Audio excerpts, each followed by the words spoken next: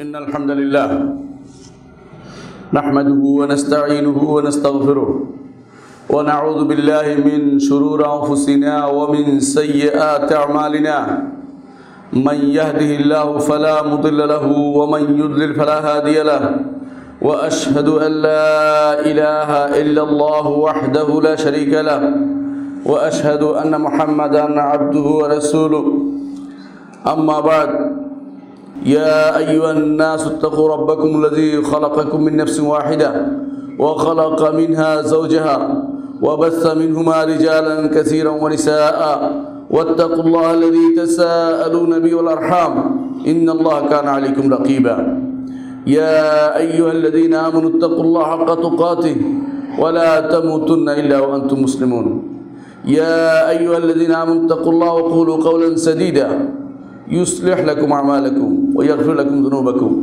ومن يطع الله ورسوله فقد فاز فوزا عظيما أيها الناس قال الله عز وجل ومن الناس من يتخذ من دون الله أندادا يحبونهم كحب الله والذين آمنوا أشد حبا لله ولو يرى الذين كفروا إذ يرون العذاب أن القوة لله جميعا وأن الله شديد العقاب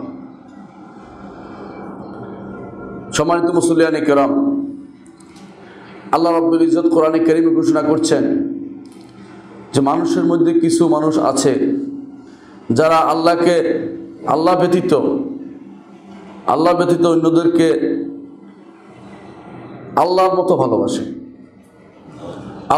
ভালোবাসে ওয়াল্লাযীনা আমানু আশাদ্দু হুব্বান লিল্লাহ, অথচ যারা ঈমানদার তারা আল্লাহকে সবচেয়ে বেশি ভালোবাসে।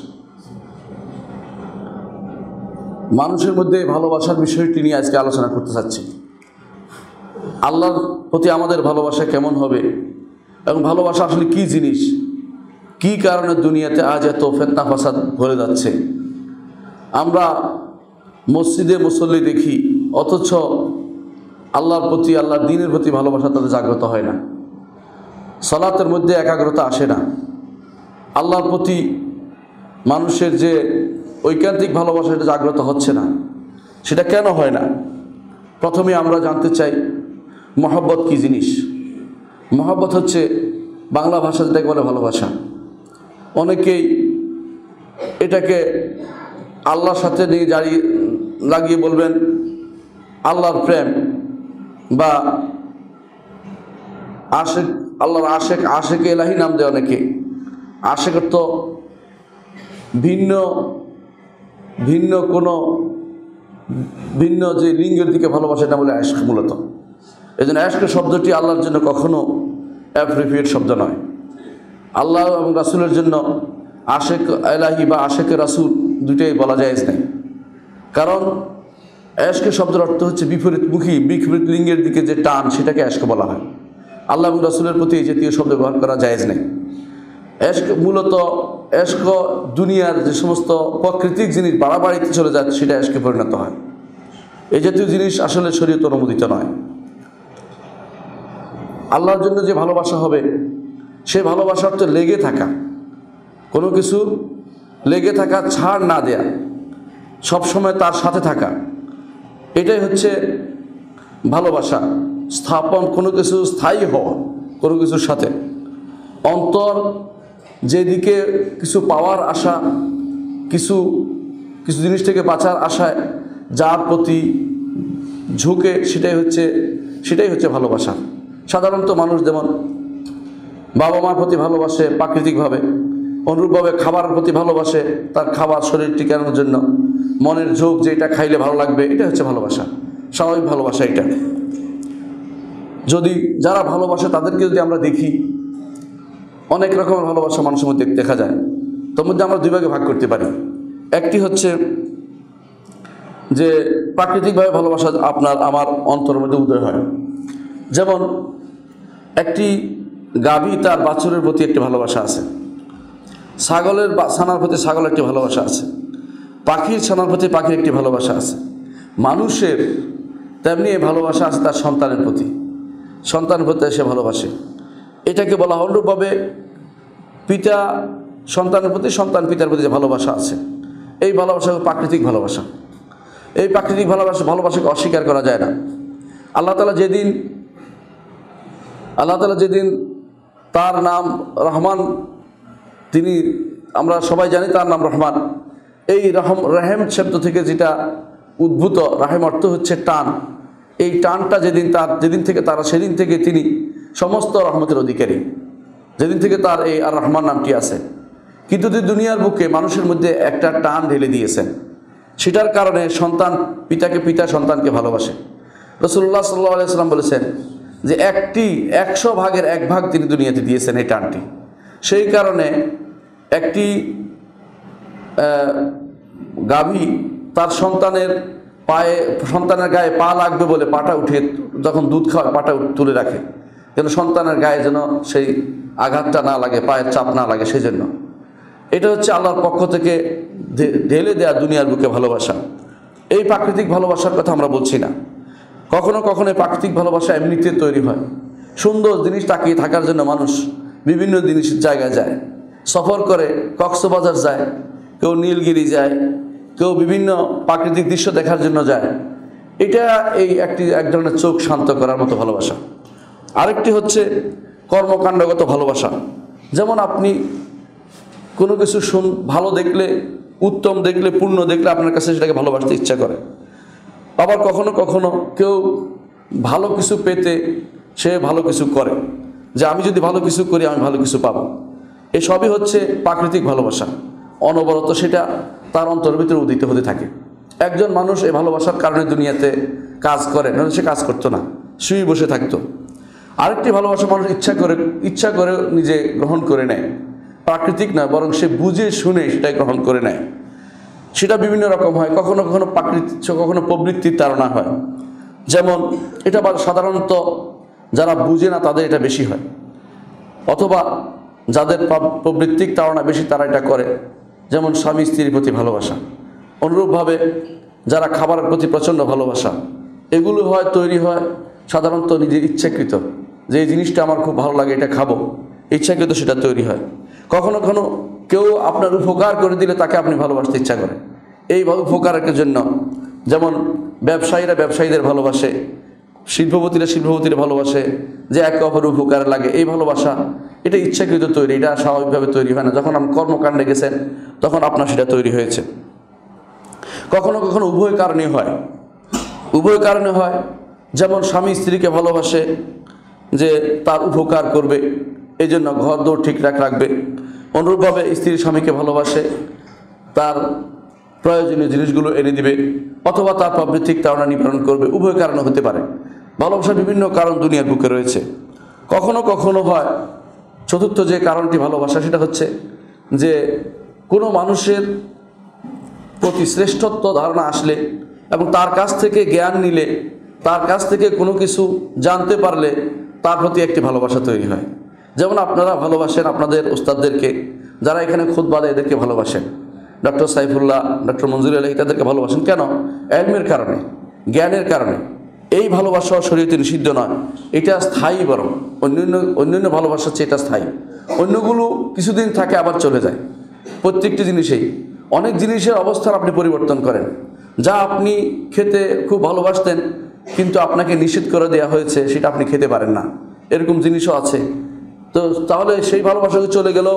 সর্বশেষ যে ভালোবাসাটা, সেটা হচ্ছে যে কোনো কারো শ্রেষ্ঠত্বের কারণে, সম্মানের কারণে, মর্যাদার কারণে, কারো কোনো অনুদানের কারণে। যেমন যারা জ্ঞানের কথা আপনাকে শোনাবে, জ্ঞানের জন্য আপনি তাদেরকে ভালোবাসেন, এটাও শরীয়তে কোনো নিষিদ্ধ জিনিস নয়, এটা ভালো জিনিস। কারণ এটা আল্লাহ তাআলার পছন্দনীয় জিনিসের মধ্যে হলে ভালো হবে, আর পছন্দনীয় জিনিসের না হলে সেটা খারাপের মধ্যে পতিত হবে। যাদেরকে ভালোবাসবেন তারা কারা? এটা হচ্ছে আপনি ভালোবাসেন, এই ভালোবাসার প্রকার আমরা বললাম 4টি। যাদেরকে ভালোবাসবেন তারা হচ্ছে 3 শ্রেণী। একটি এর মধ্যে 2 ভাগে ভাগ করতে পারি। একটা হচ্ছে আল্লাহর ভালোবাসা, একটা হচ্ছে রাসূলুল্লাহ সাল্লাল্লাহু আলাইহি ওয়াসাল্লাম ভালোবাসা, আরেকটি হচ্ছে সৃষ্টিকে ভালোবাসা। এই 3টি ভালোবাসা দুনিয়াতে রয়েছে। এই 3টি ভালোবাসার মধ্যে প্রথমটি আল্লাহর ভালোবাসা, এটাকে বলা হয় আল হুব্বু লিযাতিহি, আল হুব্বু লিযাতিহি, অর্থাৎ আল মুহাব্বাতু লিনাফসিহি, অর্থাৎ এটা ভালোবাসার জন্য ভালোবাসা। এটা কোনো কারণে নয়, কারণ হওয়া জরুরি নয়। দুনিয়ার বুকে অন্য সবগুলোই আরেকটার কারণে হয়। কী জন্য আমরা দেখিয়েছি যে খাবার ভালো, আপনার ভালো লাগে সেই জন্য। অনুরূপভাবে স্ত্রীকে ভালোবাসেন, আপনার কাজে আসবে তাই। অনুরূপভাবে মানুষকে ভালোবাসেন, এই জন্য আমার উপকার করে দিয়েছে তাই। কিন্তু আল্লাহ রাব্বুল ইজ্জতকে যে জন্য আপনি ভালোবাসবেন সেটা হচ্ছে আল মাহাব্বাতুল লিযাতিহি। সেটা কীরকম হতে হবে? আনতাহাবা কুল্লাকা লিমান আহবাবতা ফালা ইয়াবকা লাকা মিনহু শাই। যাকে ভালোবাসছেন তাকে সব কিছু দান করা, তার জন্য পরিপূর্ণভাবে নিজেকে সঁপে দেয়া। আপনার নিজের সত্তা বলতে তখন আর কিছু থাকবে না।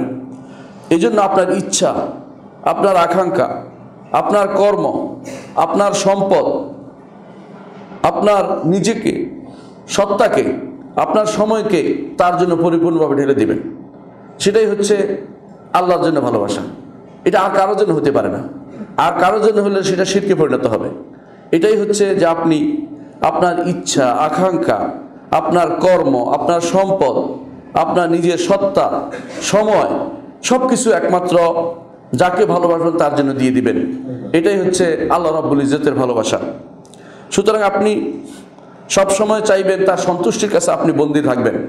তিনি যা পছন্দ করবেন সেটার কাছে আপনি নিজেকে বন্দী রাখবেন। নিজের জন্য কিছুই নেবেন না। তিনি যা দিবেন দয়া পরবশ হয়ে সেটা নেবেন। তিনি দয়া পরবশ হয়ে যা দিবেন সেটা নেবেন, কিন্তু আপনি তার জন্য সব কিছু দিয়ে দিবেন। এটা একমাত্র আল্লাহর জন্য ছাড়া কারোর জন্য হলে সেটা শিরকে পরিণত হবে। একমাত্র আল্লাহর জন্য এই ভালোবাসা আনতে হয়। এটার নাম হচ্ছে আল মাহাব্বাতুল লিযাতিহি। আল মাহাব্বাতুল লিযাতিহি, এটাই হচ্ছে উবুদিয়া, এটা হচ্ছে দাসত্ব। এটার নামই হচ্ছে দাসত্ব। যখনই এই দাসত্বের এই জায়গাতে কোনো ছেদ পড়বে, এই জায়গাতে কোনো সমস্যা দেখা দিবে, এরকম অবস্থা তৈরি হবে না আপনার, তখনই আপনার ঈমানের সমস্যা হবে, আপনার আমলের সমস্যা হবে, আপনার অবস্থানের সমস্যা হবে, ইবাদতের সমস্যা হবে। আপনার বিভিন্ন অবস্থায় আপনি বিপদে পড়বেন, কারণ আপনি আল্লাহর সাথে সেই সম্পর্ক তৈরি করতে পারেননি যার নাম হচ্ছে দাসত্ব। আপনার নিজেকে পুরোপুরি আল্লাহ রাব্বুল ইজ্জতের ইচ্ছা আকাঙ্ক্ষার কাছে ছেড়ে না দিলে আপনি পরিপূর্ণভাবে আল্লাহর ভালোবাসায় আপনি নিজেকে যুক্ত করতে পারেননি। যদি বান্দার থেকে কখনো এই ভালোবাসা মুক্ত হয়ে যায় বান্দা, তো তার ঈমান চলে যায়, ইহসান চলে যায়, এবং সে কখনো নিজেকে দাবি করতে পারে না সে জীবিত মানুষ। এটাই হচ্ছে মৃত এবং জীবিতের মধ্যে পার্থক্য। আল্লাহ তাআলা কোরআনে কারীমের জন্য বলেছেন, আওয়া মান কানা মাইতান ফাহিয়াইনাহু। মৃত ছিল তাদেরকে আমরা জীবিত করেছি। মৃত ছিল কি জন্য? ঈমান ছিল না, ইহসান ছিল না। আল্লাহ তাআলা ঈমান এবং ইহসান দিয়ে তাদেরকে জীবিত করেছেন, অর্থাৎ কাফিরদেরকে ঈমান এবং ইহসান দিয়ে জীবিত করেছেন। সুতরাং যে ব্যক্তি আল্লাহর ভালোবাসাতে কমতি করবে, তার শরীর হবে এমন একটি শরীর যে শরীরটি শুধুমাত্র জড় অবস্থা রয়েছে, সেখানে কোনো আত্মা নেই। সেখানে শরীর রয়েছে, সেখানে কোনো আত্মা নেই। এরকম অবস্থা তৈরি করতে হবে। সুতরাং যার আল্লাহর জন্য যার এই জন্য ভালোবাসা নেই, সেই জন্য তার ইসলামও নেই, ঈমানও নেই, ইহসানও নেই। এটা ভালোবাসা তৈরি করতে হবে। এই ভালোবাসাই মূলত লা ইলাহা ইল্লাল্লাহর প্রকৃত অর্থ। এই জন্য লা ইলাহা ইল্লাল্লাহর শর্তের মধ্যে একটি আছে আল্লাহ রাব্বুল ইজ্জতকে ভালোবাসে ইবাদত করা। এই ভালোবাসা না হলে আপনার ইবাদত শুদ্ধ হয় না। এই জন্য ইলাহ শব্দটির একটি অর্থ যে বিশুদ্ধ অর্থ। আমাদের সমাজে ইলাহ শব্দের ভিন্ন অর্থ চালু আছে। ইলাহ শব্দ অর্থ আমাদের সমাজে যে কোনো বইতে দেখবেন অনেকেই বই লিখে ফেলেছে, অনুবাদ করে ফেলেছে, মিথ্যা অনুবাদ করেছে। তারা বলে থাকে ইলাহ শব্দের অর্থ সার্বভৌমত্ব। কখনো নয়। ইলাহ শব্দের অর্থ হচ্ছে মালুহ, মাবুদ, উপাস্য। ইলাহ শব্দের অর্থ কখনো সৃষ্টিকর্তা, জীবনদাতা নয়। ইলাহ শব্দের অর্থ হচ্ছে যার উপাসনা আমি করি। উপাসনা কিভাবে করতে হবে সেটা হচ্ছে আল্লাযী ইয়ালাহুল ইবাদ হুব্বান ওয়া যুল্লান ওয়া খাউফান ওয়া রাজা ওয়া তাযীমান ওয়া তাআতান লাহু। ইলাহ হচ্ছেন তিনি যার ইবাদত করে মানুষ, সৃষ্টিকুল যার ইবাদত করে বান্দারা ভালোবেসে। এক নম্বর হচ্ছে ভালোবাসা থাকতে হবে। দুই নম্বর হচ্ছে যুল্লান, বিনয় থাকতে হবে। তিন নম্বর হচ্ছে খাউফান, ভয় থাকতে হবে। চার নম্বর হচ্ছে রাজান, আশা থাকতে হবে। তাযীমান, তার প্রতি সম্মান দেখাতে হবে। ও তাআতান লাহু, তার আনুগত্য করতে হবে। এই জিনিসগুলো মাহাব্বত, ভালোবাসা, বিনয়, ভয়, আশা এবং সম্মান এবং আনুগত্য, এই ছয়টি জিনিস যদি কোনো পাওয়া না যায়, তাহলে আপনার ভালোবাসা, আল্লাহর প্রতি ইবাদত, আপনার আল্লাহকে আপনি ইলাহ মানেননি। আল্লাহর প্রতি ইবাদত আপনার বৃথা হয়ে যাচ্ছে। আল্লাহর প্রতি ইবাদতকে সুস্থ করতে হলে এই ছয়টি জিনিস অবশ্যই আপনার লাগবে। আপনি আসলে যে আল্লাহর বান্দা এর প্রমাণ হবে যে তার প্রতি এই ছয়টি জিনিসকে আপনি সব কিছুর উপরে প্রাধান্য দিয়েছেন। অন্তরের অন্তর কখনো প্রশান্তি পায় না যতক্ষণ পর্যন্ত আপনি একমাত্র ইলাহ, যিনি হক ইলাহ, তার প্রতি নিজেকে আপনি সমর্পণ না করবেন, তাকে ভালো না বাসবেন, তার প্রতি বিনয়ী না হবেন। এজন্য বলা হয়ে থাকে ইবাদত হচ্ছে এমন একটি কর্মের নাম যাতে দুটি জিনিস একত্রে পাওয়া যায়। একটি হচ্ছে পরিপূর্ণ ভালোবাসা, আরেকটি হচ্ছে পরিপূর্ণ বিনয়। পরিপূর্ণ ভালোবাসা এবং বিনয় না পাওয়া গেলে সেটা কখনো ইবাদত হয় না। এজন্য যারা আপনারা দেখেছেন, অনেকেই আমরা বলেছি অনেক সময়, যারা আজ ইবাদত করছে ট্রেনিংয়ের মতো, ইবাদত করছে অভ্যাসের মতো, এই মানুষগুলি কখনো ইবাদত করছে না আল্লাহ। এগুলো দুনিয়ার কর্মকাণ্ড পরিচালিত করছে, তাদের উদ্দেশ্যে পরিচালিত হচ্ছে। এটা কখনো আল্লাহর দ্বীন নয়, এটা কখনো লা ইলাহা ইল্লাল্লাহর অর্থ নয়, এটা কখনো আল্লাহর তার বান্দাদের পক্ষ থেকে যা চেয়েছে তা কখনো সেটা নয়। এই জন্য একজন ঈমানদার মানুষের সবচেয়ে বড় কাজ হবে আল্লাহ রাব্বুল ইজ্জতের সন্তুষ্টি কোথায় আছে তা খোঁজা, এবং সেই সন্তুষ্টির কাছে সব সময় নিজেকে বিনয়ী এবং আল্লাহর ভালোবাসার কাছে নিজেকে সমর্পণ করে দেয়া। এটা হচ্ছে এই ভালোবাসার মূল জিনিস। ইমাম ইবনুল কাইয়িম রাহমাতুল্লাহ আলাইহি বলেন, মাহবুব, প্রিয় জিনিস দুই রকমের হতে পারে। একটি হচ্ছে একমাত্র সত্তাগতভাবে যাকে ভালোবাসতে হবে, এটা আল্লাহ ছাড়া কারোর জন্য হতে পারে না। আর অন্য যে কোনো জিনিসের জন্য দ্বিতীয়টি যেটা পরে আসতেছে, সেটাও এটার দিকে আসতে হবে, নাহলে সেটা আল্লাহর দরবারে গ্রহণযোগ্য হয় না, সেটা আল্লাহর দরবারে গ্রহণযোগ্য হয় না। অর্থাৎ যে লিদাতিহি, সরাসরি আসলি মৌলিক যে ভালোবাসা, সেটা আল্লাহ ছাড়া কারোর জন্য হতে পারে না। অন্য ভালোবাসাগুলো এদিকে সম্পৃক্ত হতে হবে। অন্যগুলি ভালোবাসবেন কি জন্য?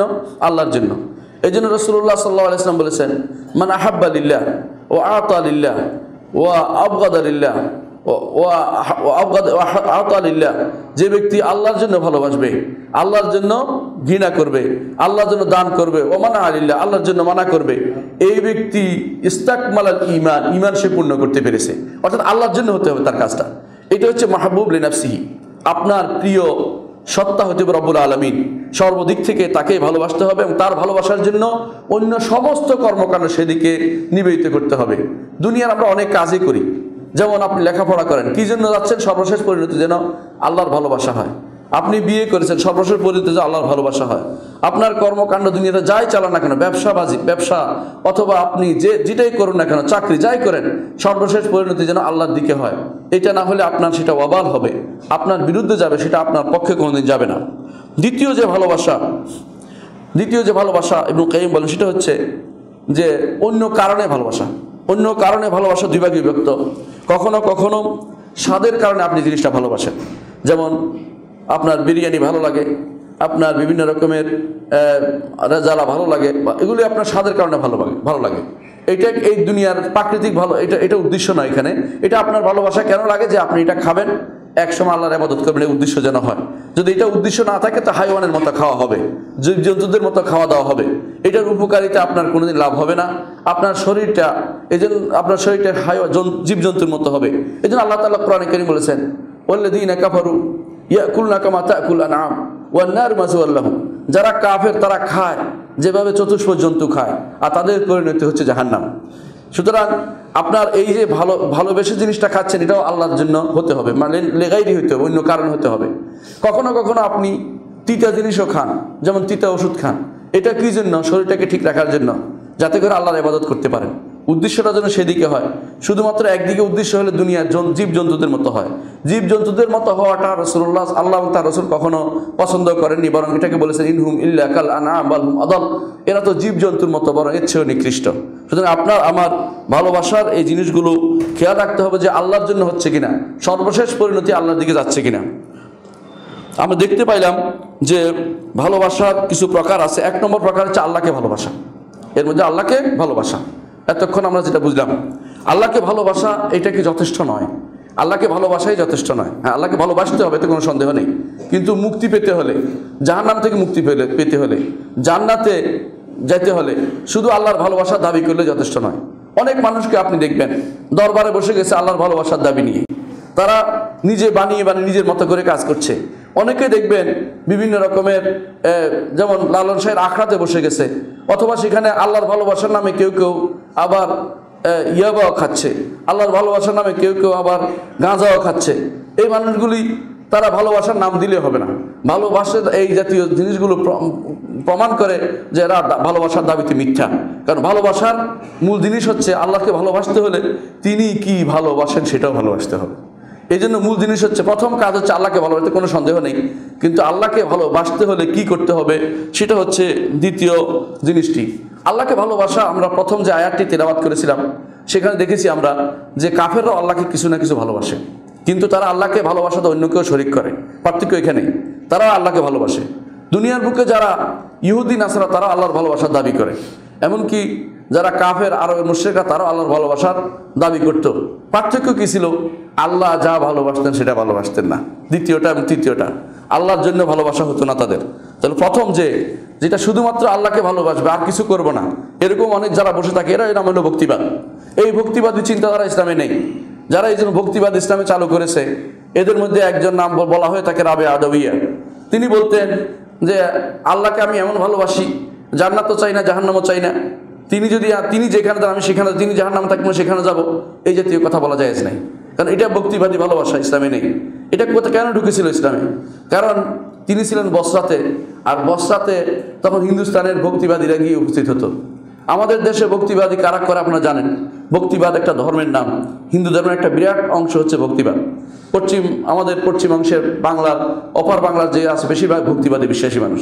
এরা মনে করে যে কোনো কিছু ভক্তিতে মিলে মুক্তি, তর্কে বহুদূর, জ্ঞানের চেয়ে তারা ভক্তি তাদের প্রিয়। এই জাতীয় ভক্তিতে ইসলাম কোনো বিশ্বাস করে না। আপনি তাকে ভালোবাসতে হবে, সাথে সাথে ভালোবাসার যে যা যা দরকার সেটাও আপনাকে করতে হবে। ভালোবাসতে হলে যেটা করতে হবে, ব্যক্তিকে আমরা কোনোদিন পাচ্ছি না আল্লাহকে, কিন্তু তার দ্বিতীয় যে জিনিসটি করা দরকার ভালোবাসতে হলে আল্লাহ, সেটা হচ্ছে মাহাব্বাতু মা ইউহিব্বুল্লাহ। আল্লাহ যা ভালোবাসেন সেটাকে ভালোবাসা, সেটাই আপনাকে ইসলামে প্রবেশ করাবে। সেটাই আপনাকে কুফরি থেকে বের করে নিয়ে আসবে। অর্থাৎ আপনি ভালোবাসবেন আল্লাহকে, কিন্তু সাথে সাথে আল্লাহ যা ভালোবাসে সেটাও ভালোবাসতে হবে। যেমন আল্লাহ তাআলা আপনাকে ইসলামে প্রবেশ করাবে কেন? আল্লাহ তাআলা আপনার জন্য সালাতকে ফরজ করে দিয়েছেন, সালাত ভালোবাসতে হবে। যাকাতকে ফরজ দিয়েছেন, যাকাত ভালোবাসতে হবে। সওম, হজ এগুলোকে ভালোবাসতে বলেছেন, ভালোবাসতে হবে। পিতামাতার সেবা করতে বলেছেন, এগুলোকে ভালোবাসতে হবে আপনাকে। অর্থাৎ আল্লাহ যা যা নির্দেশনা দিয়েছেন, আল্লাহ যা যা পছন্দ করেন সেগুলিকে যদি ভালো না বাসেন, আপনার আল্লাহর ভালোবাসার দাবিটা মিথ্যা, আল্লাহর ভালোবাসার দাবিটা মিথ্যা।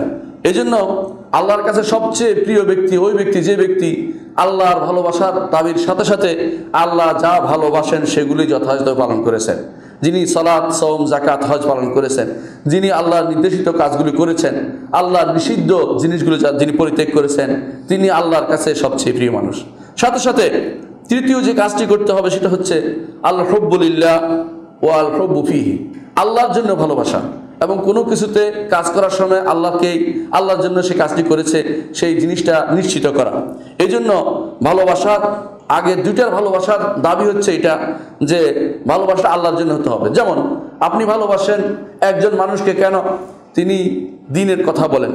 একজন মানুষকে আপনি ভালোবাসেন, তিনি সালাত আদায় করেন। একজন মানুষকে আপনি ভালোবাসেন কারণ তিনি শরিয়া মোতাবেক চলেন। একজন মানুষকে আপনি ঘৃণা করেন এই জন্য যে তিনি আল্লাহ তাআলার নির্দেশের বাইরে চলে গেছেন। এই জিনিসগুলো, এই ভালোবাসাটা মূলত বা এই ঘৃণা করাটা মূলত আল্লাহর ভালোবাসার পরিপূরক, আল্লাহর ভালোবাসার বিরোধী নয়। অর্থাৎ আল্লাহর জন্য ভালোবাসা, এটা আল্লাহর জন্য কাউকে ভালোবাসা, আল্লাহর জন্য কোনো কিছুকে ভালোবাসা, আল্লাহর জন্য মসজিদকে ভালোবাসা। এই জন্য হাশরের মাঠে যারা আরশের নিচে ছায়া পাবে, দুই শ্রেণীর লোকের কথা বলা হয়েছে। এক শ্রেণীর লোক হচ্ছে যারা রাজুলান তাহাব্বা ফিল্লাহ, আল্লাহর জন্য একে অপরকে ভালোবেসেছে এবং এই জন্য একসাথে থেকেছে, এই জন্য একে অপর থেকে দূরে সরে যায়, তিনি একজন। আরেকজনের সম্পর্কে বলা হয়েছে যে তিনি কলবুহু মুআল্লাকুম বিল মসজিদ, তার কলব মসজিদের সাথে জড়িত রয়েছে। মসজিদের সাথে জড়িত কেন রয়েছে? কলব, অন্তর।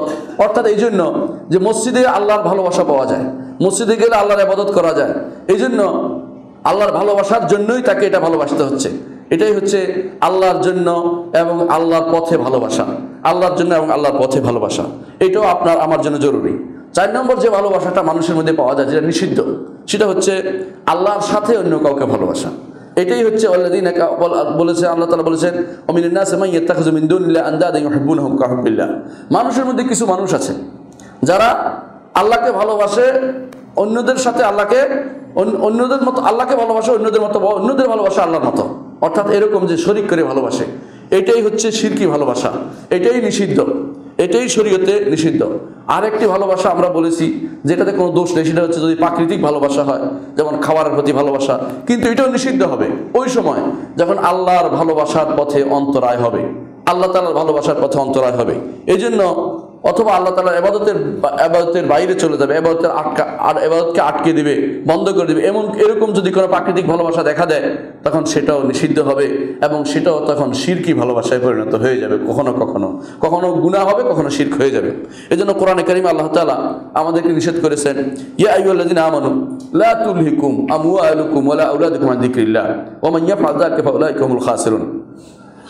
আল্লাহ তাআলা বলেন, হে ঈমানদারগণ, তোমাদেরকে যেন তোমাদের সম্পদ এবং তোমাদের সন্তান সন্ততি এবং সম্পদ যেন তোমাদেরকে আল্লাহর জিকির থেকে বিমুখ না করে।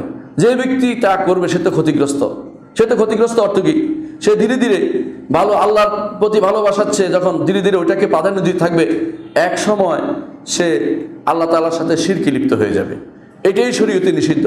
অর্থাৎ প্রথমে হয়তো আপনি একটু একটু করে এগুচ্ছেন যে কি হবে, আমার খেলা দেখি, ধীরে ধীরে খেলা দেখতে দেখতে দেখলেন কি খেলার সালাতের সময় পার হয়ে যাচ্ছে, অসুবিধা কি, পরে পড়ে নেব।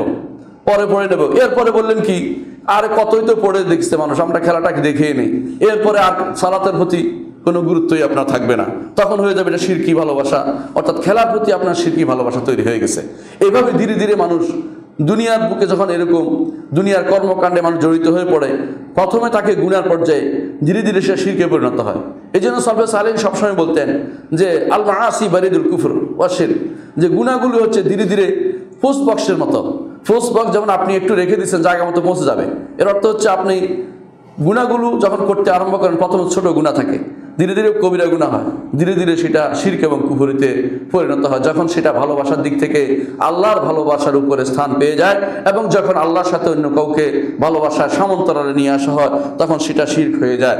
এই জন্য আল্লাহ তাআলা কোরআনে কারীম বলেছেন, রিজালুন লা তুলহিহিম তিজারাতুন ওয়ালা বাইউন আন যিকরিল্লাহ। এমন কিছু মানুষ আছে, এমন কিছু, আর প্রশংসা করেছেন আল্লাহ তাআলা যে মসজিদে এমন কিছু মানুষ থাকে, লা তুলহিহিম তিজারাতুন ওয়ালা বাইউন আন যিকরিল্লাহ, তাদের বেচা কিনা এবং তাদের ব্যবসা কখনো আল্লাহ তাআলার স্মরণ থেকে তাদেরকে দূরে সরিয়ে দেয় না। এর অর্থ কি? যাদেরকে আল্লাহর ভালোবাসা থেকে দূরে সরিয়ে দেবে, এই দুটি জিনিসের মধ্যে একটি হচ্ছে ব্যবসা এবং বেচা কিনা। দুনিয়ার প্রতি মানুষের বেশি আকর্ষণ। অনেক সময় দেখা যায় যিনি কাজ করছেন, সারাদিন ধরে মাঠে কাজ করছেন, আল্লাহর সালাতের প্রতি কোনো গুরুত্ব নেই, তিনি দিনের প্রতি কোনো গুরুত্ব নেই, মাঠে কাজ করে যাচ্ছেন, সন্ধ্যাবেলা আসছেন, তার কোনো খোঁজ নাই, এখন তিনি ঘুমিয়ে যাচ্ছেন, কষ্ট হচ্ছে। এসবই হচ্ছে আল্লাহর জিকির থেকে মানুষকে দূরে সরিয়ে দেয়। রিজালুন লা তুলহিহিম তিজারাতুন ওয়ালা বাইউন আন যিকরিল্লাহ, যারাই আল্লাহর জিকির থেকে এরকম কাজ করবে, তারাই ধীরে ধীরে গুনাহ থেকে ধীরে ধীরে বাড়তে একসময় শিরকে নিজেকে নিপতিত করে, এর মাধ্যমে ঈমান থেকে বাইরে চলে যায়। দুনিয়ার বুকে অনেক কিছু এরকম আছে। প্রথম আপনি যখন চাকরি করতেন, সালাতও পড়তেন, চাকরিও করতেন, ধীরে ধীরে আপনার মনে হলো চাকরি করতেছি, এখন বেশি গুরুত্ব দিতে হবে, বেশি টাকা রোজগার করতে হবে, আপনাকে বেশি আয় করতে হবে। এই জন্য কেউ ওভারটাইম করে আমরা সময় নষ্ট করি। এরপর দেখা যায় যে আল্লাহর দ্বীনের প্রতি ধীরে ধীরে বিমুখতা তৈরি হয়েছে, এরপর আর আল্লাহ তাআলার ইবাদত থেকে নিজেকে সরিয়ে নিয়েছেন। এইভাবেই মানুষ ধীরে ধীরে গুনাহ করতে করতে আল্লাহর মহব্বত থেকে দূরে সরে যায় এবং এক সময় আল্লাহর সাথে অন্য কাউকে মহব্বত করে অথবা অন্য কাউকে আল্লাহর মহব্বতের উপরে স্থান দিয়ে দেয়। এই দুইটাই হচ্ছে শিরক। এর মাধ্যমে মানুষ ধীরে ধীরে নিজেকে বিনষ্ট করে দেয়। এই জন্য রাসূলুল্লাহ সাল্লাল্লাহু আলাইহি ওয়াসাল্লাম একটা হাদিসে বলেছেন, তাইসা আব্দুদ দিনার তাইসা আব্দুদ দিরহাম। রাসূলুল্লাহ সাল্লাল্লাহু আলাইহি ওয়াসাল্লাম বলেছেন, ধ্বংস হোক দিনারের দাস, ধ্বংস হোক দিরহামের দাস।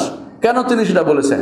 তিনি বলেছেন যে সে এই কাজটি দিনার দিরহাম বা টাকা পয়সার যে দাস, এই জন্য টাকা পয়সার জন্য সে সব কিছু করতে রাজি আছে।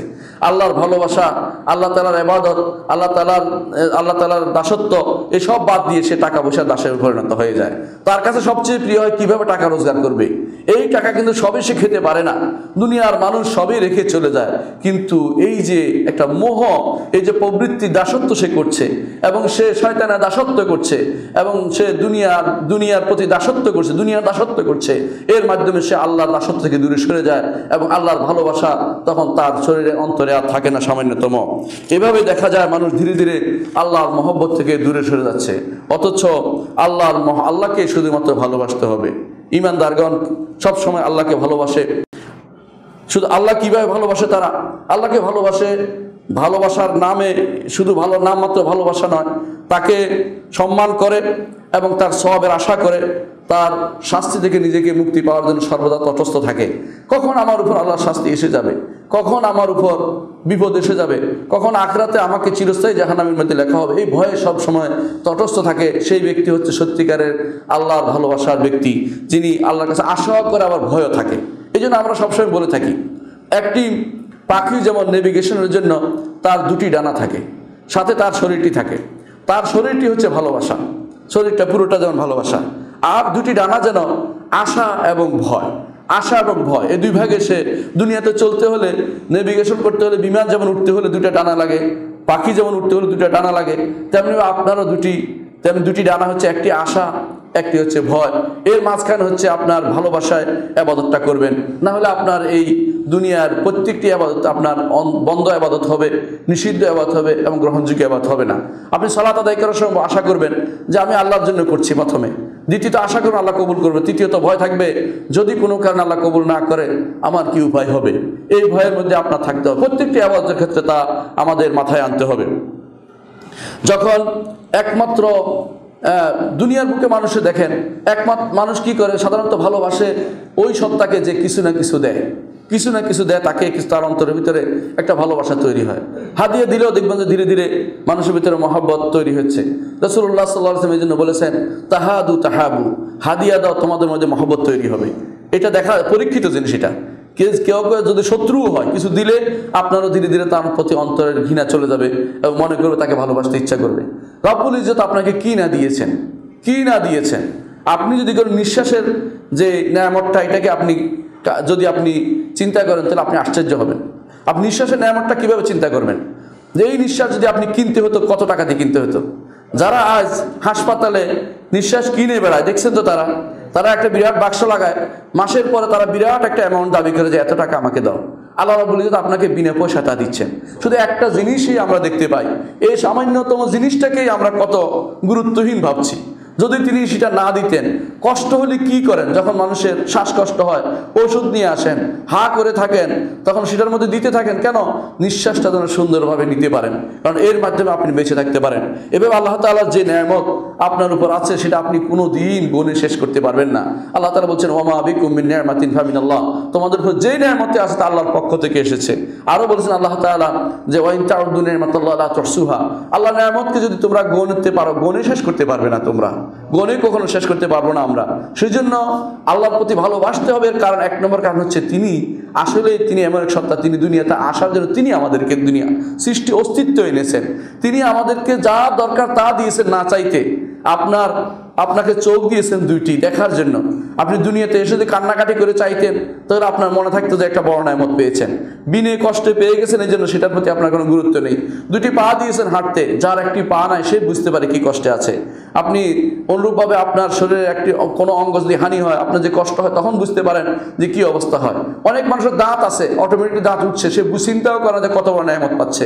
যখন দাঁত পড়ে যায় তখন এবার দৌড়াতে থাকে, কারো কাছে গিয়ে এটা করো ওইটা করো, স্ক্যানিং করো, কেউ কেউ বলে যে আবার নতুন করে ফাইলিং করো, ইত্যাদি ইত্যাদি কত রকমের জিনিস তৈরি হয়। কেন? এই জন্য যে এই নিয়ামতটা আপনি বুঝতে শিখেছেন। এখন আল্লাহ তাআলার যে নিয়ামতগুলো আপনার উপর আছে, আপনার অস্তিত্বে আনার অংশ থেকে শুরু করে আপনি দুনিয়া থেকে যাবেন আখিরাতের জান্নাতে প্রবেশ করা পর্যন্ত, জান্নাতের পরে সব নিয়ামত আল্লাহ তাআলার পক্ষ থেকে আসছে। এই নিয়ামতগুলো একটু চিন্তা করলেই আল্লাহকে অবশ্যই আপনাকে ভালোবাসতে হবে। এই ভালোবাসার দাবি হচ্ছে আল্লাহ তাআলা যা যা করতে বলেছেন তা করা, এবং সেটা বলেছেন তিনি মুহাম্মদ রাসূলুল্লাহ সাল্লাল্লাহু আলাইহি ওয়াসাল্লামের মাধ্যমে। আল্লাহ তাআলা কোরআনে কারীমে বলছেন, কুল ইন কুনতুম তুহিব্বুনাল্লাহ ফাত্তাবিউনি ইউহিব্বুকুমুল্লাহ, হে নবী আপনি বলে দিন, যদি তোমরা সত্যি আল্লাহর ভালোবাসার দাবি করে থাকো। ভালোবাসার দাবি না, শুধু ভালোবাসতেই হবে। ইমানদার যদি ভালোবাসার দাবি করে তো দাবি হয়ে যাবে। তাকে ভালোবাসতে হবে, ভালোবেসেই ইবাদতটা করতে হবে, ভালোবেসেই দান করতে হবে। কোনো উদ্দেশ্যহীনভাবে কিছু বিপরীত পাওয়ার আশা করতে পারবেন না। অনেক মানুষ দান করে, এরপরে মনে করে যে অনেক সময় আসলে কাজে লাগবে, সময় আসে কাজে লাগবে যদি আশা করেন, তখন আপনার এটা দান হলো না, আপনার এটা আল্লাহর উদ্দেশ্য হলো না, আপনার নিজের জন্য হলো, হাজ্জুন নাফস হলো, নিজের সত্তার জন্য হলো। সময় আসলে কাজে লাগার জন্য কিছু করতে পারবেন না। এই জন্য রাসূলুল্লাহ সাল্লাল্লাহু আলাইহি ওয়াসাল্লাম তিনি বলেছেন আরশের নিচে ছায়া পাবে এক শ্রেণীর মানুষ যারা এক হাতে দান করেছে যা আরেক হাত জানতে পারেনি। অর্থাৎ কেন, সে কাকে দিয়েছে এটা বড় কথা নয়, সে দিয়েছে আল্লাহকে সন্তুষ্ট করার জন্য। এই জন্য তার কোনোদিন কষ্ট হবে না, মনে কষ্ট হবে না কোনোদিন যদি আপনার ভাইকে আপনি দান করেন। এরপর আপনার যদি কোনোদিন সে মনে কষ্ট যে আপনি তাকে খোটা দিলে বোঝা গেল আপনার আগে থেকে নিয়ত শুদ্ধ ছিল না, আপনি মনে করছেন খোটা দেওয়ার জন্য তা করেছেন। এই জন্য যখনই দান করবেন আপনি একেবারে কোনো রকমের নিঃশর্তভাবে দান করবেন যে আমি দিয়েছি কি জন্য, আল্লাহকে খুশি করার জন্য। এরপর সে কি করেছে এটা আমার বড় কথা নয়, সেদিকে আর কোনোদিন ফিরে তাকাবেন না। এটা হচ্ছে ইমানদারের কাজ, ইমানদার ওই কাজটি করে না।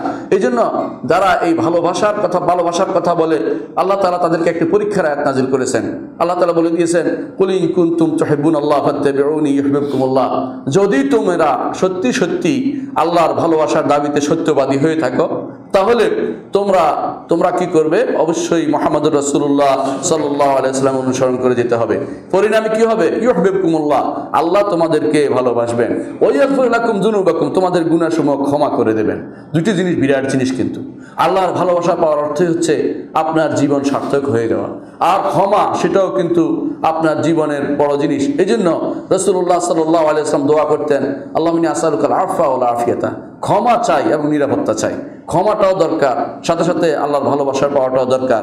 আল্লাহুম্মা ইন্নী আসআলুকা হুব্বাকা, আল্লাহর ভালোবাসা চাই, এটা রাসূলুল্লাহ সাল্লাল্লাহু আলাইহি ওয়াসাল্লাম দোয়া করতেন। আমরাও সেরকম দোয়া করব আল্লাহর ভালোবাসা যেন আমরা পাই।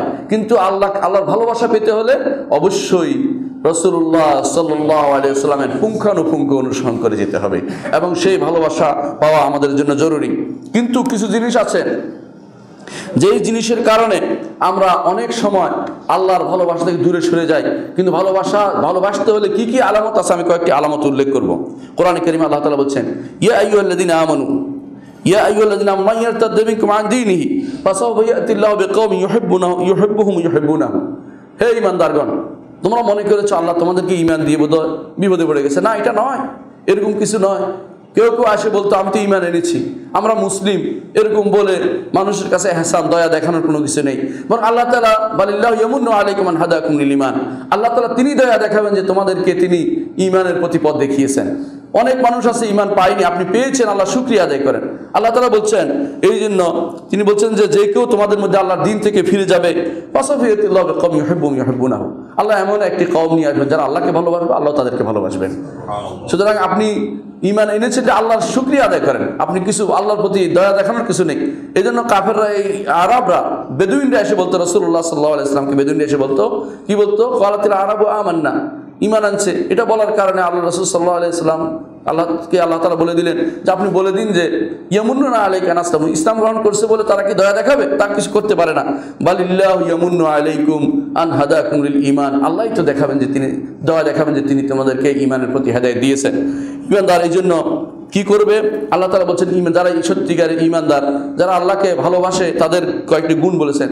সেটা হচ্ছে আদিল্লাতিন আল মুমিনিন, ঈমানদারদের সাথে তাদের ব্যবহার অত্যন্ত নরম, ঈমানদারদের প্রতি তার ব্যবহার অত্যন্ত নরম। আইজ্জাতিন আল কাফিরিন, কাফেরদের প্রতি হবে কঠোর। কারণ এখানে ঈমান এবং কুফরের সম্পর্ক, এখানে পরস্পর ভালোবাসা জিনিসটা থাকবে না। হ্যাঁ, দুনিয়ার বুকে তাদের দুনিয়ার কর্মকাণ্ড চলবে, একে অপরের লেনদেন চলতে পারবে, বা স্বাভাবিক সৌজন্যবোধ তাদের মধ্যে কাজ করবে, কিন্তু অন্তরের ভালোবাসা তাদের মধ্যে থাকতে পারবে না। অর্থাৎ আইজ্জাতিন আল কাফিরিন, কাফেরদের সাথে অন্তর কঠোর থাকতে হবে, কারণ তারা আমার ঈমানের সাথে সম্পৃক্ত নয়, ঈমানি ভাই তারা নয় আমার। ইউজাহিদুনা ফি সাবিলিল্লাহ, আল্লাহর রাস্তায় তারা জিহাদ করবে, মাল সম্পদ দিয়ে, কথা কাজ দিয়ে, হাত দিয়ে, যেটা দিয়ে তারা পারে সেটা দিয়ে জিহাদ করবে। যার যতটুকু সামর্থ্য আছে সেরকম জিহাদ ঈমানদাররা চালিয়ে যাবে। আর ওই ওয়ালা ইয়াখাফুনা লাউমাতা লাইম, কোনো তিরস্কারকে তারা ভয় করবে না। অনেক মানুষ আছে তিরস্কারকে ভয় করে। কিরকম জানেন? দাঁড়িয়ে রাখে না, কি জন্য? স্ত্রী খারাপ বলবে, অথবা বস খারাপ বলবে, অথবা চাকরি চলে যাবে, সে কিন্তু আল্লাহ ছাড়া কাউকে সে তিরস্কারের ভয় করছে। মানুষ কি বলবে? একজন এসে বলবে তোর তো আগে ভালোই লাগতো, এখন তুই কিরকম হয়ে গেলি, এই জাতীয় কথা বলবে। এই জন্য সে আল্লাহর বিধান মানে না, রাসূলুল্লাহ সাল্লাল্লাহু আলাইহি ওয়াসাল্লামের নির্দেশনা মানে না। এর প্রমাণ হচ্ছে এটা যে ঈমানদার কখনো এই কাজটি করতে পারে না। তারা প্রথমে যেটা করবে, ঈমানদারদের প্রতি তার ভালোবাসা থাকবে, দ্বিতীয়ত কাফেরদের উপর কঠোর হবে, তৃতীয়ত যতটুকু তার সামর্থ্য আছে ততটুকু আল্লাহর পথে জিহাদ চালিয়ে যাবে, চতুর্থত যে সে অবশ্যই এই ব্যাপারে আল্লাহর দ্বীন মানার ব্যাপারে কারো তিরস্কারের অথবা কারো রক্ত চক্ষুর সামান্যতম পরোয়া সে করবে না। আল্লাহর দ্বীনকে যথাযথ মেনে চলবে, হক কথা বলে যাবে, যেখানে হোক, কথা হোক, কাজ হোক, সব জায়গাতে নিজেকে একজন সত্যিকারের ইমানদার বলে নিজেকে প্রতিষ্ঠিত করবে এবং হক কথা বলে যাবে, হক কাজ করে যাবে, কোনো রকমের মূঢ়তা অবলম্বন করবে না বা মূর্খতা সেখানে করবে না। ইমানদারের ভালোবাসার আল্লাহর প্রতি ইমানদারের ভালোবাসার আরেকটা প্রমাণ হচ্ছে যে তার মন যা চায় এর বিপরীতে আল্লাহর কোনো নির্দেশনা থাকলে সেটাকে সে প্রাধান্য দিবে, অর্থাৎ মনের বিপরীতে আল্লাহর নির্দেশনাকে প্রাধান্য দিবে। এই প্রমাণ হচ্ছে আল্লাহ তাআলা কোরআনে কারীম বলছেন, কুল ইন কানা আবাউকুম ওয়া আবনাউকুম ওয়া ইখওয়ানুকুম ওয়া আজওয়াজুকুম ওয়া আশিরাতুকুম ওয়া আমওয়ালুন ইখতারাফতুমুহা ওয়া তিজারাতুন তাখশাউনা কাসাদাহা ওয়া মাসাকিন তারদাউনা আহাব্বা ইলাইকুম মিনাল্লাহি ওয়া রাসূলিহি ওয়া জিহাদিন ফি সাবিলিহি ফাতারাব্বাসু হাত্তা ইয়াতি আল্লাহু বিআমরিহি ইন্নাল্লাহা লা ইয়াহদিল কওমাল ফাসিকিন। আল্লাহ তাআলা বলছেন, বলুন যদি তোমাদের পিতামাতা, অর্থাৎ হে ঈমানদারদেরকে তিনি বলছেন, যদি তোমাদের পিতামাতা, তোমাদের সন্তান সন্ততি, তোমাদের ভাই, তোমাদের স্ত্রী, তোমাদের জ্ঞাতি গোষ্ঠী, তোমাদের সম্পদ এবং তোমাদের ব্যবসা অথবা তোমাদের বাড়িঘর, এই 8টা জিনিসকে তিনি উল্লেখ করেছেন। এগুলিকে বলা সওয়ার সামানিয়া, 8টি জিনিস যা মানুষকে আল্লাহর ভালোবাসা থেকে দূরে রাখে। অনেক সময় পিতামাতার কথা শুনতে গিয়ে আল্লাহর ভালো দূরে চলে যায়। পিতামাতা কাফের থাকলে তারা কাফের বানাতে চায়। সন্তান সন্ততির কারণে আল্লাহর ভালোবাসা দূরে সরে যায়। কেন? এত সম্পদ কিন্তু মানুষের লাগে না, সমস্ত সম্পদ সন্তানের জন্য জোগাড় করতেছে। সন্তান কিন্তু সেগুলিকে একেবারে নিলাম দরে বিক্রি করে খাবে, সে চোখ বন্ধ করলেই চলে। এরপরে তার ভাই, অনেক সময় ভাইয়ের কারণে সে ভাইয়ের কথা শোনার জন্য শরীয়তকে লঙ্ঘন করছে, অনেক সময় স্ত্রীদের কথা শোনার জন্য, পাশের বাড়ির মানুষ সোফা সেট কিনে আনছে, ওনাকে সোফা সেট কিনতে হবে, এই জন্য চুরি করতেও সে রাজি আছে। সরকারি সম্পদ থেকে শুরু করে দুনিয়ার সমস্ত জিনিস সে করবে, কারণ বউয়ের মনোরঞ্জন তার দরকার, বউয়ের মনোরঞ্জন দরকার। স্বামীর মনোরঞ্জনের জন্য মানুষ দেশের বাইরে চলে যায় অনেক সময়, শরীয়ত অনুমোদন করে না সেটাও সে করে, এটাও শরীয়ত অনুমোদন করে না, এটাও হারাম, কারণ এটাও আল্লাহর ভালোবাসা থেকে মানুষ দূরে সরিয়ে দিচ্ছে। বংশ গোষ্ঠী বা তার জাতি অথবা তার দলের জন্য অনেকেই শরীয়তকে লঙ্ঘন করে চলেছে। অনেক সময় সম্পদ রক্ষার্থে শরীয়ত লঙ্ঘন করে চলেছে, অনেক সময় নিজের ব্যবসা রক্ষার্থে শরীয়ত লঙ্ঘন করে চলেছে, অনেক সময় নিজের বাড়িঘর ছেড়ে যাবে না, কারণ এই বাড়িঘর কোনো আল্লাহর পথে কিছু দিতে রাজি হয় না, যাকাত দিতে রাজি হয় না, একমাত্র কারণ হচ্ছে কারণ তার বাড়িঘরের প্রতি মায়া। এই 8টি জিনিসকে শরীয়ত বলেছে আল্লাহর ভালোবাসার পথের অন্তরায়। আল্লাহর ভালোবাসার পথের অন্তরায়গুলো, এগুলো যদি কারো থাকে, আল্লাহ তাআলা বলছেন ফাতারাব্বাসু, অপেক্ষা করো, হাত্তা ইয়াতি আল্লাহু বিআমরিহি, আল্লাহর পক্ষ থেকে শাস্তি আসার অপেক্ষা করো। ওয়াল্লাহু লা ইয়াহদিল কওমাল ফাসিকিন, এই ফাসিকদের আল্লাহ তাআলা হেদায়েত পথ দেখান না। কাফের ফাসিকদের কখনো আল্লাহ তাআলা হেদায়েত পথ দেখাচ্ছেন না, হেদায়েত দেন না। হেদায়েত দেখান, হেদায়েতের জন্য তিনি নবী পাঠিয়েছেন, তিনি রাসূল পাঠিয়েছেন, হেদায়েতের জন্য তিনি কোরআন দিয়েছেন এবং হেদায়েতের জন্য আলেমদেরকে পাঠিয়েছেন যুগ যুগ ধরে। কিন্তু হেদায়েত দেন তাদেরকে যাদের অন্তর আল্লাহর প্রতি আকৃষ্ট হয় এবং যারা ছাড় দিতে রাজি হয়, যারা এই জন্য ঈমান এবং বুখল একসাথে থাকতে পারে না, কৃপণতা এবং ঈমান একসাথে থাকে না, কারণ যারা ছাড় দিবে না, আল্লাহর জন্য কোনো ছাড় দিতে রাজি হবে না, তারা কখনো ঈমান নামক নেয়ামতটি তারা পেতে পারে না। সেজন্য যে ব্যক্তি আপনি দেখবেন আজান হয়ে গেছে জুমার, যে ব্যক্তি ব্যবসা করছে, আপনি কি মনে করেন সে আল্লাহর ভালোবাসায় ব্যবসা করছে? কখনো না, আল্লাহর ভালোবাসার অন্তরায় সে কাজটি করছে।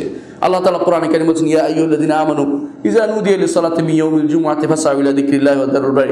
হে ঈমানদারগণ, যখন জুমার দিনে যখন সালাতের আজান হয়ে যাবে, তখন তোমরা ব্যবসা ছেড়ে দাও, তোমরা আল্লাহর জিকিরের দিকে চলে আসো। আর আপনি যখন বিপরীতটা করবেন, অর্থ হচ্ছে আপনি ব্যবসাকে প্রাধান্য দিলেন, আল্লাহ তাআলার মহব্বতের উপর ব্যবসাকে প্রাধান্য দিলেন।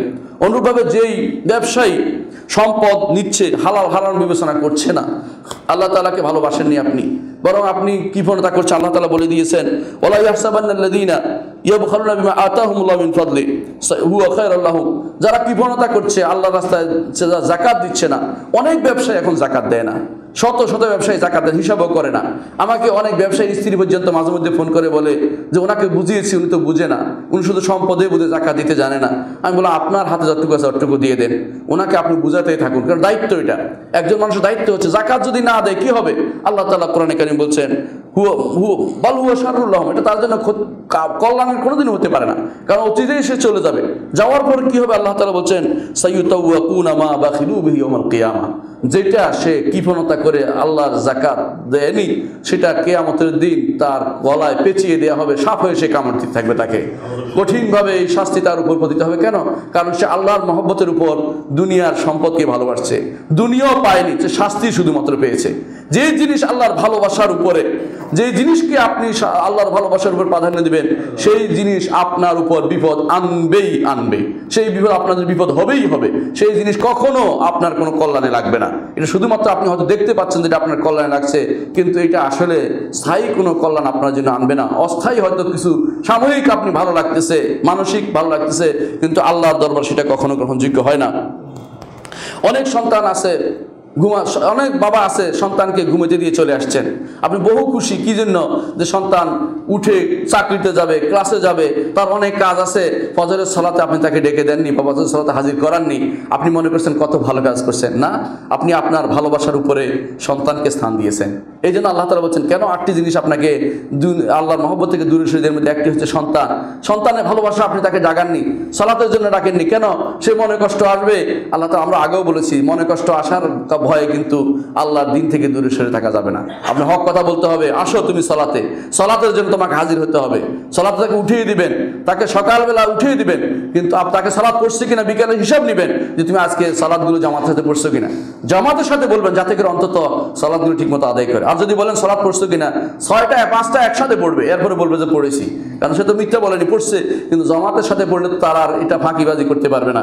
জামাতের সাথে পড়লে অবশ্যই সে টাইম মতো সালাতটা আদায় করবে। আল্লাহ তাআলা বলছেন ইন্না সালাতা কানাত আলাল মুমিনিনা কিতাবাম মাওকুতা।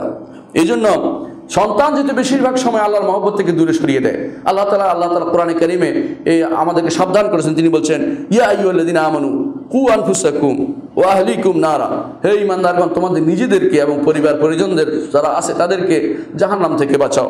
ওয়াকুদুহান নাস ওয়াল হিজারা, যার ইন্ধন হবে মানুষ এবং পাথর, সেটা থেকে তুমি বাঁচাও। অনুরূপভাবে অনেক সময় দেখা যায় যে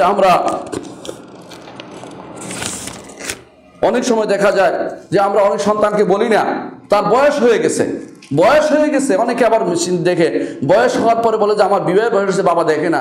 কিন্তু আপনার যে সালাতের বয়স হয়েছে এটা তো আপনি চিন্তা করেন না। অনেক মানুষ আছে নিজে সালাত আদায় করে না, কিন্তু অন্য ওয়াজিব ঠিকই বুঝে, কিন্তু আল্লাহর কর্তব্যটা কখনো সে চিন্তা করে না। আল্লাহর প্রতি আমার কি কর্তব্য রয়েছে, কারণ আল্লাহর প্রতি ভালোবাসা তার নাই। ভালোবাসা না থাকার কারণে সেটাই সমস্যা তৈরি হয়েছে। ছোট কাল থেকে তাদেরকে তৈরি করতে হবে আল্লাহর ভালোবাসার উপরে। আল্লাহ তাআলা রাসূলুল্লাহ সাল্লাল্লাহু আলাইহি ওয়াসাল্লাম বলেছেন মুরু আবনাআকুম বিসসালাতি ইযা বালাগু সাবআন ওয়াদরিবু আলাইহি ইযা বালাগু আশরান, তোমাদের সন্তানদেরকে 7 বছর বয়সে সালাতের নির্দেশ দাও, 10 বছর হলে তাদেরকে মারো। আপনি জানেন যে 10 বছর বয়সে তাদের ফরজ হয় না। মারতে কেন বলা হয়েছে? কারণ এই বয়সে যদি ঠিক না হয়, বড় হলে আর সালাত আদায় করবে না। এর জন্য আপনি গুনাহগার হবেন, পরিবার সবাই গুনাহগার হবে, কারণ তাদের জন্য আপনি এত খাটাখাটি করছেন, অথচ তারা আল্লাহর মহব্বত থেকে দূরে সরে গেছে, আপনি তাদেরকে কিছুই করছেন না। আল্লাহর মহব্বত থেকে আপনিও দূরে সরে গেছেন তাদের কারণে, এটা কখনো হতে পারে না। এই জন্য ইব্রাহিম আলাইহিস সালাতু ওয়াস সালাম তিনি নিজের সন্তানকে কোরবানি দিতে রাজি হয়ে গেছেন। কেন? আল্লাহর মহব্বতে, আল্লাহ নির্দেশ দিয়েছেন সেটা তিনি করেছেন। কারণ এটা আমরা আপনাদের করতে বলছি না, কিন্তু তিনি নবীদের স্বপ্ন ওয়াহী হয়ে থাকে, সেই জন্য তিনি সেটা করেছেন। কেন করেছেন? আল্লাহর মহব্বত, আল্লাহ বলেছেন, আল্লাহ নির্দেশকে প্রতিপালন করতে হবে, সেই জন্য তিনি সেটা করেছেন। আপনাকেও সেরকম সন্তানকে কোরবানি দিতে বলা হচ্ছে না, আপনাকে বলা হচ্ছে যে সন্তানকে দ্বীনের পথে নিয়ে আসুন। আপনাকে বলা হচ্ছে আপনার হক সন্তান, আপনার সম্পদে আল্লাহর হকটা দিয়ে দিন। আল্লাহ যদি ভালোবেসে থাকেন আপনাকে, সেজন্য সেটা করতে হবে। রাসূলুল্লাহ সাল্লাল্লাহু আলাইহি ওয়াসাল্লাম বলেছেন 3টি জিনিস যদি কারোর মধ্যে পাওয়া যায় তাহলে সে অবশ্যই ঈমানের স্বাদ পেয়েছে। একটি হচ্ছে আল্লাহ এবং তার রাসূল তার কাছে বেশি প্রিয় হবে দুনিয়ার সব কিছুর চেয়ে। 2 নম্বর হচ্ছে একজন মানুষকে ভালোবাসবে শুধুমাত্র আল্লাহর জন্য, সে ভালোবাসবে। আর 3 নম্বর হচ্ছে কুফরের দিকে ফিরে যেতে সে এত ঘৃণা করে, যেমনিভাবে আগুনে ঝাঁপ দিতে সে ঘৃণা করে, আগুনে ঝাঁপ দিতে সে ভয় পায়, সেরকম কাজ সে ভয় পায়। এটি হচ্ছে, এই সবটি কিন্তু আপনি ভালো করে দেখলে বুঝবেন আল্লাহর ভালোবাসার সাথে সম্পৃক্ত। আল্লাহর ভালোবাসা যদি কোনো কারো থাকে, এগুলি সে অন্য সমস্ত কিছু পরিত্যাগ করতে পারে। সে মানুষকে আল্লাহর ভালোবাসার জন্য ভালোবাসে এবং সে কুফরি দিয়ে কখনো ফিরে যাবে না। এই জন্য রাসূলুল্লাহ সাল্লাল্লাহু আলাইহি ওয়াসাল্লাম বলেছেন, আল্লাহ ভালোবাসার বিষয়ে গুরুত্বের সাথে দিয়েছে। তিনি বলেছেন যে ঈমান পূর্ণতা পেতে হলে অবশ্যই আল্লাহর জন্যই কাউকে ভালোবাসতে হবে, আল্লাহর জন্য কাউকে ঘৃণা করতে হবে, আল্লাহর জন্য কাউকে দিতে হবে, আল্লাহর জন্য কাউকে নিষেধ করতে হবে। আল্লাহ তাআলা কোরআনে কারীম বলেছেন আল্লাহু ওয়ালিয়ুল্লাযিনা আমানু ইখরিজুহুম মিনাজ যুলুমাতি ইলান নূর ওয়াল্লাযিনা কাফারু আউলিয়াহুমুত তাগুত ইখরিজুহুম মিনান নূর ইলা যুলুমাত। আল্লাহ হচ্ছে ঈমানদারদের বন্ধু, তিনি তাদেরকে অন্ধকার থেকে আলোতে নিয়ে আসেন, আর যারা কাফের তারা তাদেরকে আলো থেকে অন্ধকারের দিকে নিয়ে যায়। এই জন্য ঈমানদার ভালোবাসা আল্লাহর জন্য হবে। কীভাবে ভালোবাসবেন? একটি হচ্ছে যে ভালোবাসবেন আল্লাহ যা পছন্দ করে তাও পছন্দ করবেন, আল্লাহ যা ভালোবাসে সেটা ভালোবাসবেন, কথা হোক, কাজ হোক, এবং আল্লাহ তাআলা ভালোবাসার বিরোধী যা হবে অবশ্যই আপনাকে তা পরিত্যাগ করতে হবে। তার মধ্যে সেটা হচ্ছে দুনিয়ার বুকে অনেক বন্ধু বান্ধব আপনাকে দেখবেন যেটা আপনার বন্ধু হিসেবে আসছে, এরা আপনাকে আল্লাহর দিন থেকে দূরে সরিয়ে দিবে, আল্লাহ ভালোবাসা থেকে দূরে সরিয়ে দিবে। আল্লাহ তাআলা যেন বলছেন আলা খিল্লাহু বা'দুহুম লিবা'দিন আদুবুন ইল্লাল মুত্তাকিন। কিয়ামতের দিন বন্ধুরা একে অপরের শত্রু হবে, মুত্তাকিরা কিন্তু একে অপরের শত্রু হবে না। এর অর্থ হচ্ছে বন্ধুরা কোন বন্ধুরা? এটা যারা আল্লাহর দিন থেকে আল্লাহর ভালোবাসা থেকে আপনাকে দূরে সরিয়ে দিয়েছে। অনুরূপভাবে আল্লাহ তাআলা বলছেন ইয়াউমা ইয়া'আদ্দু যালিমু আলা ইয়াদাই ইয়াকুলু ইয়া লাইতানি ইত্তাখাযতু মা'আর রাসূলি সাবিলা। যেদিন জালেম কাফের সে হাত কামড়াতে থাকবে আর বলতে থাকবে হায় রে যদি আমি আল্লাহ এবং রাসূলের পথে চলতাম, আল্লাহ রাসূলের পথে চলতাম, আল্লাহ রাসূলকে ভালোবাসতাম। এবং অন্য আয়াতে আল্লাহ তাআলা বলছেন যে দুনিয়ার বুকে ভালোবাসা একে অপরকে তোমরা যা ভালোবাসা লিপ্ত হয়ে আল্লাহর সাথে শিরিক করেছো, এটা তোমাদেরকে বিপদে ফেলবে। এক কিয়ামতের দিন একে অপরকে লানত করবে, একে অস্বীকার করবে, বলবে একে ডবল দিন শাস্তি, কিন্তু এগুলো তখন কোনো কাজে আসবে না। প্রত্যেকটি মানুষকে এই জন্য ভালোবাসার, আল্লাহকে ভালোবাসার প্র্যাকটিস করতে হবে, চিন্তা করতে হবে যে আল্লাহর ভালোবাসায় আমার সব কিছু আমাকে উত্তরণ করতে পারে দুনিয়ার বিপদ থেকে এবং আখিরাতে নাজাত আমাকে দিতে পারে। আকুলু কাউলি হাযা ওয়াস্তাগফিরুল্লাহ লি ওয়া লাকুম ওয়া লিসাইরিল মুসলিমিন ফাস্তাগফিরু ইন্নাহু হুয়াল গাফুরুর রাহিম। ইন্নাল হামদালিল্লাহ নাহমাদুহু ওয়া নাস্তাঈনুহু ওয়া নাস্তাগফিরুহু ওয়া নাউযু বিল্লাহি মিন শুরুরি আনফুসিনা ওয়া মিন সাইয়্যাতি আমালিনা মান ইয়াহদিহিল্লাহু ফালা মুদিল্লা লাহু ওয়া মান ইউদ্লিল ফালা হাদিয়া লাহু ওয়া আশহাদু আন লা ইলাহা ইল্লাল্লাহু ওয়াহদাহু লা শারীকা লাহু ওয়া আশহাদু আন্না মুহাম্মাদান আবদুহু ওয়া রাসূলুহু। আম্মা বা'দ। সম্মানিত মুসল্লিয়ানে কেরাম, বলছিলাম যে আল্লাহর ভালোবাসাই আমাদেরকে দুনিয়া এবং আখিরাতে যাবতীয় সমস্যা থেকে উত্তরণ করতে পারে। কিভাবে আল্লাহর ভালোবাসা উৎপাদন হবে, কিভাবে আল্লাহর ভালোবাসা আসবে, আমি কয়েকটি জিনিস বলে আজকের খুতবা শেষ করবো ইনশাআল্লাহ। প্রথম যে জিনিসটা করা দরকার, কোরআনে কারীমকে যথাযথভাবে পড়তে হবে এবং কোরআনে কারীম নিয়ে গবেষণা করতে হবে। দ্বিতীয় যে কাজটি করতে হবে তা হচ্ছে ফরজ নামাজের পরে কিছু নফল সালাত আদায় করতে হবে। ফরজ নামাজ পড়তেই হবে, এবারে কোনো ছাড় নেই। ভালোবাসার দাবি করবেন না, ফরজ সালাত পড়বেন না, তা হতে পারে না। 3 নম্বর হচ্ছে অন্তর, মুখ, কর্মকাণ্ড সব কিছু দিয়ে সর্বাবস্থায় আল্লাহর জিকিরকে আপনার অন্তরে রাখতে হবে, আল্লাহর স্মরণকে রাখতে হবে। দুনিয়ার মানুষ যাকে ভালোবাসে তার কথা বেশি স্মরণ করে, কথা ভাষায় চলতে ফিরতে। যে উস্তাদকে আপনি ভালোবাসেন, উস্তাদের কথা, প্রতিটি কথা আপনি মুক্তার মতো গ্রহণ করেন, যে এটা গ্রহণ করে এটা বলবো, এটা আলোচনা করবো, এটা আমার জীবনে নিয়ে দেবো। আল্লাহকে ভালোবাসলে আল্লাহর কথা আপনাকে শুনতে হবে, আল্লাহর কথা আপনার মুখে আনতে হবে সর্বক্ষণ। চতুর্থ যে জিনিসটি সেটা হচ্ছে যে নিজের ভালোবাসার জিনিসের উপরে আল্লাহর ভালোবাসাকে প্রাধান্য দিতে হবে। নিজের ভালোবাসতে যে এটা চিন্তা করছেন যে আল্লাহ আমি এটা ভালোবাসি, কিন্তু যখনই দেখবেন আল্লাহ এটা ভালোবাসেন না, এটাকে বাদ দিতে হবে। অর্থাৎ আল্লাহ যেটা ভালোবাসেন এটাকে প্রাধান্য দিতে হবে। পঞ্চমত যেটা করতে হবে সেটা হচ্ছে আল্লাহর নাম, গুণ এবং তার কর্ম এগুলির মধ্যে চিন্তা করতে হবে। আল্লাহর নাম এবং গুণের মধ্যে চিন্তা করলে আপনার আল্লাহর প্রতি ভালোবাসা বাড়বে। কারণ আল্লাহকে জানতে হলে একটাই বড় মাধ্যম, তা হচ্ছে আল্লাহর নাম এবং গুণের মধ্যে চিন্তা করা। যে ব্যক্তি আল্লাহর নাম এবং গুণ যত কম জানে তত আল্লাহকে সে কম জানে, যত বেশি জানে আল্লাহকে সে বেশি জেনেছে। এই জন্য কোরআনে কারীম এবং রাসূলুল্লাহ সাল্লাল্লাহু আলাইহি ওয়াসাল্লামের হাদিসে বহু আল্লাহর নাম এবং গুণ এসেছে। অনেক মানুষ আছে আল্লাহর নাম এবং গুণ থেকে চিন্তা করাতে দূরে থাকে, আল্লাহর নাম এবং গুণ নিয়ে আলোচনা করে না। তারা মনে করে এগুলি আলোচনা করলে না ঈমান চলে যায়, নাউযুবিল্লাহ। এগুলির কারণে ঈমান বাড়বে, আল্লাহর ভালোবাসা বাড়বে। ষষ্ঠ, আল্লাহর নেয়ামত সম্পর্কে চিন্তা করবেন। আল্লাহ আপনাকে কত নেয়ামত দিয়েছেন, এগুলো যদি চিন্তা করতে পারেন তাহলে আল্লাহর প্রতি আপনার ভালোবাসা বাড়বেই বাড়বে, একটুও কমবে না। প্রতি মুহূর্ত আপনার উপর কী নেয়ামত বয়ে যাচ্ছে, কি নেয়ামত আল্লাহ আপনাকে দিয়েছেন, এগুলো একটু চিন্তা করলে আমার যাবতীয় কর্মকাণ্ড আল্লাহর দিকে নিবেদিত হবে, উবুদিয়ত হবে, দাসত্ব হবে এবং একমাত্র আল্লাহ দাসত্ব করা হবে। সপ্তম যে জিনিসটি করবে সেটা হচ্ছে যে আল্লাহর সামনে যখনই দাঁড়াবেন অন্তরটাকে নরম করে দেন, অন্তরটাকে সম্পূর্ণভাবে আল্লাহর প্রতি নিজেকে ছেড়ে দিন।